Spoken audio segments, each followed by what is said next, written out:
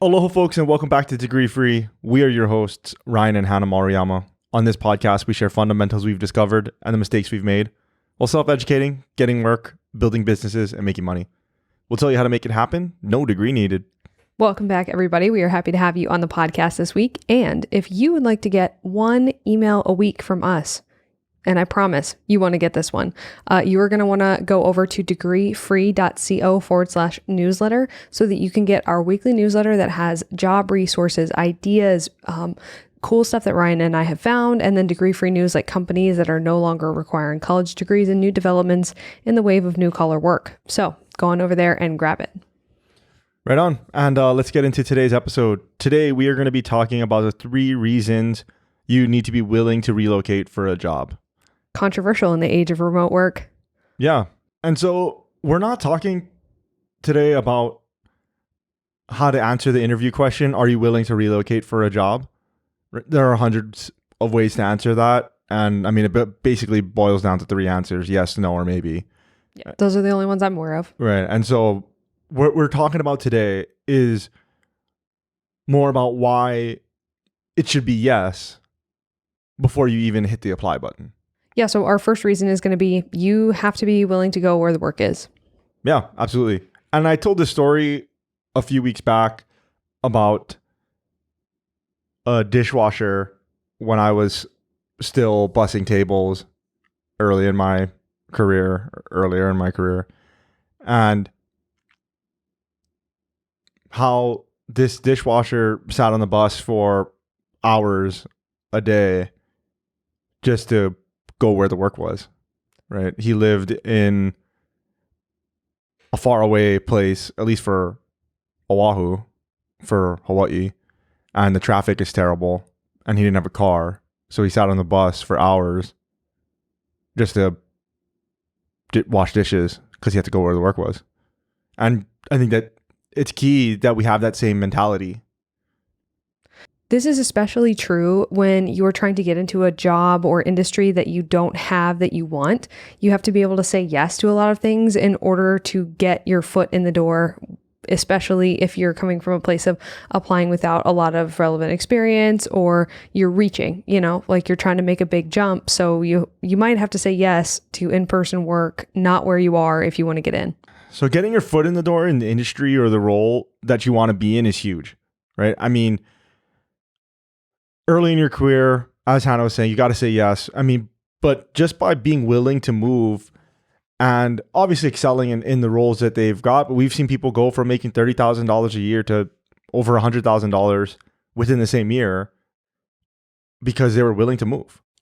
And eventually you can move from the place that you move to if you're making a strategic move to get in somewhere that you're trying to get, right? But if you're from a small town or small city where there's not a lot of work or there's not the type of work that you want to do, you might have to go to a big city in order to go where the work is. Or vice versa, if a company moves to a place that's maybe not as big and flashy as you'd like, or you're from a big city and now the company moves to a small town or a rural area, you might need to go there in order to be where the work is, right? So imagine like a manufacturing plant that moves to, rural North Carolina or rural Texas, and they have good jobs there, but it's far from any place that you'd like to live. But your goal in the short term is to get a specific job, so you might have to go there for a while. Yeah, so eventually you can move, as you said, right? I mean, but we got to get our foot in the door, and being willing to move is could be a major factor in you getting a job. The reason, as you said, I mean, it goes both ways. Going into a big city, there's a lot more opportunity, right? I mean, there's a lot more companies, there's a lot more people, there's a lot more jobs. That being said, companies also go where there's favorable tax incentives and the land and energy is cheap, right? Depending on the industry that you want to be in, right? If you want to be, I don't know, in logistics or something like that, and you need to work in a warehouse first, you're probably not working in a warehouse in New York City. Probably not, right? You're probably working somewhere really rural. and you have to be willing to do that. And I think too that it's not to make this sound like an easy thing to do either, but moving is just one lever that's available to you to pull. Basically, it's one more thing that you can do. So what's interesting is a lot of people in their college age, there's almost like this built-in mobility, which I think is kind of funny because it's almost like part of the college marketing, right? You're willing to move for college, right? People are willing to move for college. They're willing to move for grad school. They're willing to move sometimes even for internships, right? But then it's interesting that people aren't willing to apply that same mentality beforehand for work, right? And it's just not part of how we're taught to look at these things. But if you apply that college age mobility before you are buying a college degree, it might open a lot more opportunities to you. Yeah. And I think so that's going to be like considering to move for jobs, apprenticeships, all of that. I think the thought experiment that's useful is like, would I have moved for college? Was I considering moving for college? Yes, I was. Yes, I am. All right. Well, if you live on the East Coast and you were considering moving to the West Coast, right? If you were, okay, why aren't you willing to do that for a job? Right? It's the same thing. So that right there, that's your radius, right? Like you live on the East Coast and you're willing to move to the West Coast. So then you should be fine moving anywhere on the West Coast. Right? I mean, I guess I was thinking radius, thinking like anywhere in between, which maybe not, but I think the point stands. The point's there because it's and that's exactly what we're talking about though, right? People are willing to make this giant multi-thousand-mile move for college, but for some reason when it comes to a job opportunity or paid apprenticeship or work opportunity, all of a sudden it's so far, right? Which is a really odd disconnect because why are we willing to move that far to pay, but we're not willing to move that far to get paid? It's interesting. Yeah, exactly. And so the second reason why you need to be willing to relocate for a job is obvious. You can get considered more seriously for the role. Yeah, this one's hard to ignore, especially because as you and I found out, we were even kind of shocked about this, but 60% of people looking for jobs right now are looking for remote work. That means that people who are willing to physically go somewhere have an outsized advantage over the other 60% of people looking for work, right? This is a lever. This is a factor that you can pull in. If you're willing to go where this company wants you to be, you are already in a smaller pool of applicants because a lot of people are not willing to do that, which is fine. It's neither here nor there. It's just something that if you're willing to do that, it's just something else you can use to your advantage to try to get what you want. Yeah. That's a lot of people. And the fact is there are still a lot of jobs that require people to be in a place at a location. And if you have that willingness to do that, then you might be more considered for the role. Never mind also that the people that are looking for remote work, some of them might be self-eliminating from even applying. Oh, I'm sure that's true. If you're hitting the apply button when others aren't hitting the apply button, say you have to live, it probably happens more often where you have to move to a rural place than the cities because a lot of people are in the cities and so there's more competition for those jobs. But if you have to move to the middle of nowhere for a job, there probably aren't as many people applying to those jobs. Absolutely. And that's a really overlooked thing too, and this is kind of an aside, but if you're willing to move to a small town, this is a good way to look at jobs too, right? You look in really, really small towns and there's very low competition for those type of jobs. There's very few applicants and that's what you want if you're trying to get a specific thing. You want to be competing with very few other people because it just increases your likelihood of being chosen. Yeah, especially if you don't already live there, right? It can show the company that you are willing to do what it takes in order to get this job. And it could, right or wrong, that could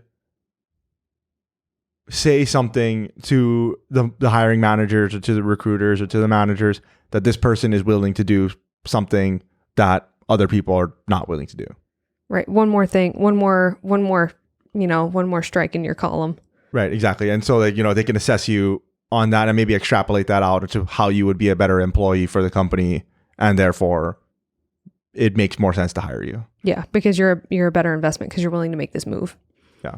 And so the last reason is going to be to learn, right? I mean, learning is one of the most important things you can do to further your personal growth and your career, right? That's something that we always talk about. And that's what this whole podcast is really about. It's learning. Yep. And then moving for a job too is just going to teach you a bunch of stuff, especially if you're a little bit earlier in your career and you're now making this adjustment to a new place, a new people, a new environment, and you're just going to learn. You're going to adapt. You're going to learn. You're going to meet new people. It's going to be a learning experience for sure. So obviously for your career, you'll learn from your new role, regardless of if you're making a lateral transfer, if you're getting promotion, or a complete career transition.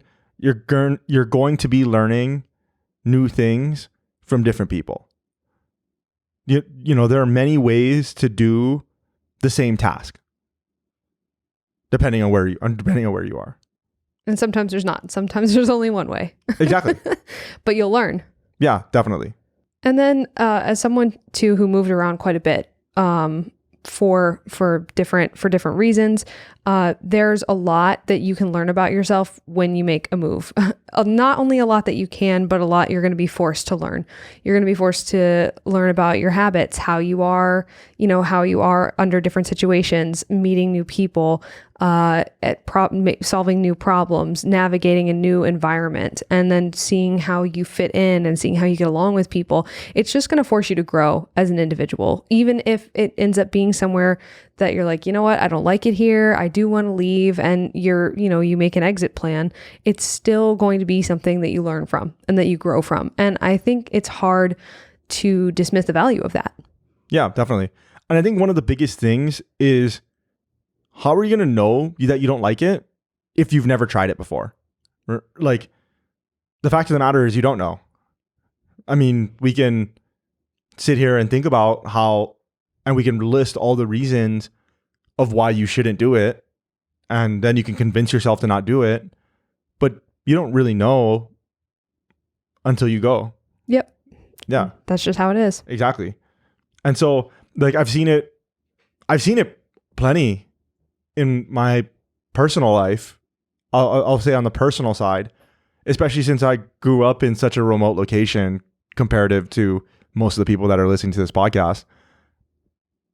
I saw friends, people that are now friends, move to Hawaii, and a lot of these people had never been anywhere before. A lot of these people, Hawaii was their very first move, right? And far from anywhere. I mean, I didn't even tell you where any of these friends that I'm thinking of are from. But it's far.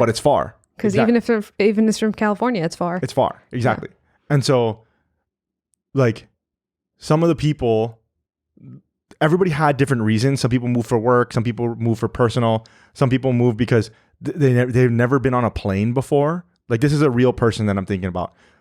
Never been on a plane before. And then they moved to Hawaii, where you can only leave by plane. Bold. Yeah. Crazy. And I'm sure that person learned a lot about themselves. Exactly. But that person and all the other people, they couldn't have known unless they went. Right. And so some of them, they've always they visited with their families when they were kids, and they were like, Hawaii's so awesome. Hawaii's great. And when they moved there, they're like, wait, it really sucks to live here. Like, I grew up with a lot of land. I grew up with, seeing really far, or being able to jump in the car and drive for 3 hours, and they really miss it, even though they thought they would love Hawaii, right? And then there's other people that are like, man, I don't want to move there. Like, why would I move there? You can't drive. You can't do all these things. And then they go there and they're like, I'm never moving anywhere else in my life. And so that's just a little aside on the learning thing, right? It's like, you can't knock it until you try it. Mm-hmm. And then, all right, you get the first one out of the way, and that doesn't mean, you get the first one out of the way and you hate it, right? And that doesn't necessarily mean that you're going to hate every opportunity from there on out, Not at all. just because you move for this job and maybe the location that you move there, you have to figure out why you don't like it there, right? But that doesn't mean that you're figure out what it is about yourself too, right? That what it is that you don't like and why you don't like it, and then what you want going forward. Yeah, exactly. And just figuring it out, you don't necessarily have to write off relocating, being willing to relocate for every other job that comes up. It's just things to think about. And then I think being willing to move if the company requires it is one of those quote unquote like superpowers. It just enables you to be taken that much more seriously. You can learn a lot about yourself, and then you have to go. I mean, you got to go where the work is. And we realize this is something that sounds like it's definitely easier said than done. And if you have a family, that's really hard and complicated. And that's a lot to consider too, because it's not just you individually that you're factoring into this decision, which makes it infinitely more complex, right? Because if you're deciding to go one place versus another place, you're missing out on certain things from the other place, and you have to weigh those decisions. And decisions are not easy things. But if you are able to do this and you think it's going to help you think it's going to help your family, and it's worth it for you, just know that this is something that can really unlock other options for you. Yeah, definitely. It's something that possibly could advance you in your career. And it's definitely harder with a family. Definitely. It's even harder if you're just dating somebody or long term, or if you're married. And so there's definitely something. We're not saying that it's easy, right? Like, it's definitely not easy, but it's definitely something that you should consider in order to get yourself more seriously considered for roles, especially if you've been applying for a really long time and you're not getting a lot of traction. Maybe being willing to move and relocate is one of those things. Change the factors basically, and see if you get different results. Yeah, and that's pretty much it for this week. If you guys like the podcast, please like and subscribe. If you guys want to support the podcast, the best thing that you guys could do is write us an honest review wherever it is that you get your podcasts. And folks, again, if you want to get our degree-free newsletter, which I promise that you do, you want to go over to degreefree.co/newsletter and sign up. Resources, job ideas, even things that like Ryan and I have talked about, trends, the way people are moving, the way remote work is changing, and the way that down credentialing is currently happening in the job market. So stuff that you definitely want to know, don't want to miss. So run on over there and sign up for the newsletter.